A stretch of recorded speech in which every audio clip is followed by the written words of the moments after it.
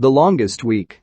Conrad Valmont, Jason Bateman, is a debutante that has coasted through the years off his family's wealth. As the narrator tells us, his parents left him in the care of their staff as a child while they took a trip around the world. Since then, he's always felt alone and has developed separation anxiety, casually cavorting about with any woman he wants. He frequently visits his therapist Barry, Tony Roberts, to whom Conrad tells that he has lately realized that the women he is sexually attracted to are people he doesn't care for, and the women he cares for are those he doesn't find sexually attractive, and those who happen to be both are usually with someone else. Over the years, he has also been trying to write his second album, constantly using the excuse that he is in the gathering stages. Conrad's parents cut him off from their money, and he has no place to live. While taking the subway, he sees Beatrice Fairbanks, Olivia Wilde, a beautiful woman reading Sense and Sensibility.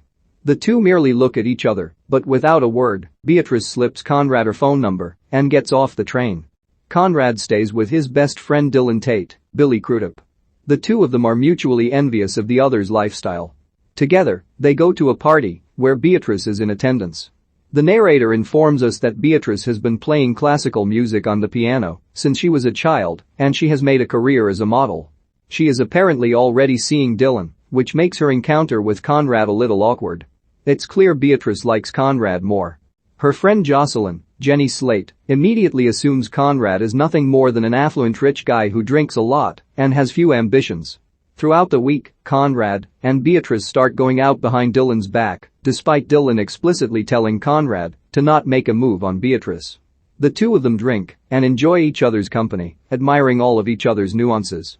Dylan gets tickets to a show and asks Beatrice to invite someone for Conrad. She brings Jocelyn.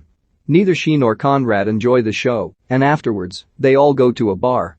Jocelyn gets drunk and admits her hatred for rich types, and she ends up making out with Dylan. He ends up not sleeping with her. Conrad confesses to Dylan that he has been sleeping with Beatrice. Dylan angrily kicks him out, leaving Conrad to move in with Beatrice.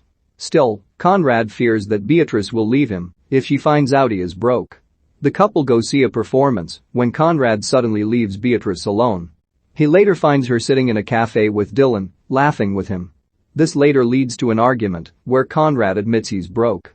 Beatrice tells him she was just trying to patch things up between Conrad and Dylan. She breaks up with Conrad. As he rides his motor scooter away, he is hit by a truck. After Conrad recovers, he tries to make amends with Dylan and Beatrice. Conrad goes on one last date with Beatrice, and after their last kiss, they realize it is over between them, and they never see each other again. Dylan, although a bit bitter with Conrad, has managed to forgive him. They go out for drinks and Dylan ropes in two women for them to hook up with, but Conrad is still not quite over Beatrice. Conrad's mother comes home, and he finds comfort in her arms. After ages, Conrad finally finishes his book, which is inspired by his whole week with Beatrice. The book gets a lukewarm reception. Conrad has also set up a meeting between Dylan and Beatrice at the same show that they went to together. They get back together and later form a jazz duo that gets moderately successful. By now, at the age of 42, Conrad has finally decided to grow up.